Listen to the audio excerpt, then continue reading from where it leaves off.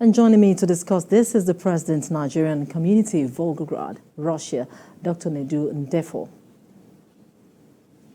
Good afternoon.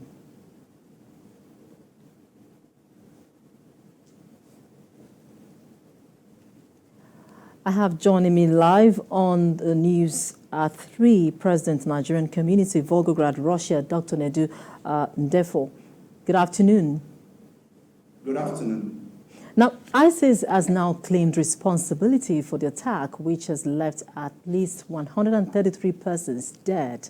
Now, many, however, doubt this and allege Ukraine may be responsible because some suspects were arrested near the border with Ukraine so far. Now, what's your take on this quickly?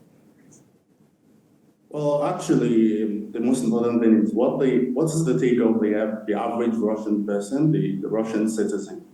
One of the questions that they've been asking themselves is, who stands to gain from this? The reason and what is the motivation behind it?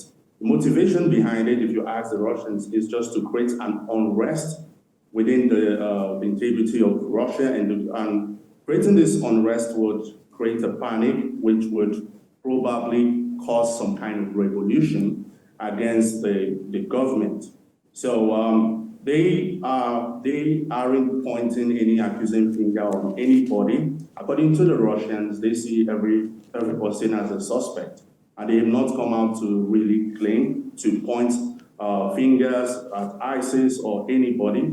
But as stated by the spokesperson of the Russian foreign minister, saying that the U.S. has no right to absolve anybody or to state who is responsible for the attack.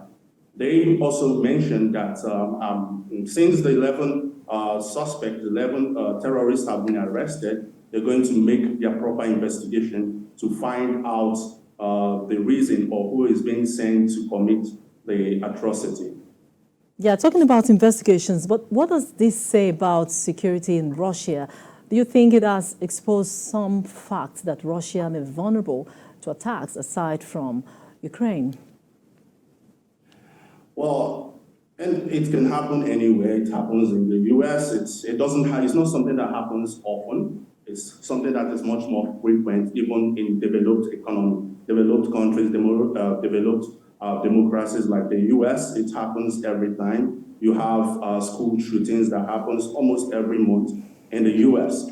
And would you say that the United States it's vulnerable, has a vulnerable security system? No, you don't say that. So, but it's something that happened, and the proper measures right now is being taken place to see that the people who are behind it, the culprits, are arrested, and the people behind it are dealt with or are going to be apprehended.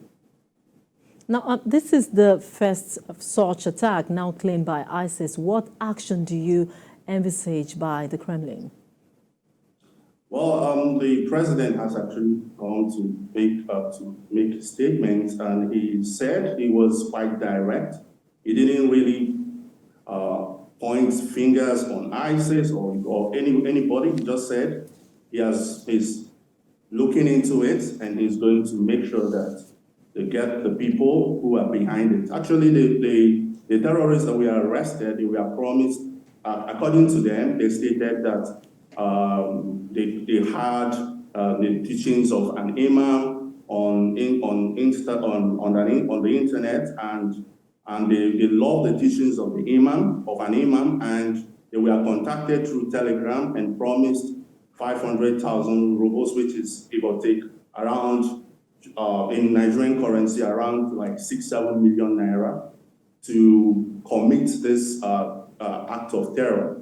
They were being asked if they knew who is behind it, who gave them the order. They said no, they were being just asked to go and kill as many people as possible. So, but the right authorities, they're still carrying out the investigation. They are still looking into it, but they are not really pointing at ISIS, because if you ask every Russian person, they will ask, what has ISIS to gain? What do they have to gain by attacking Russia at this point in time? They actually have nothing to gain.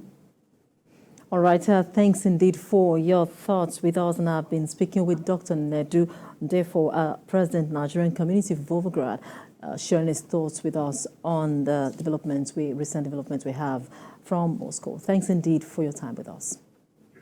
Thank you.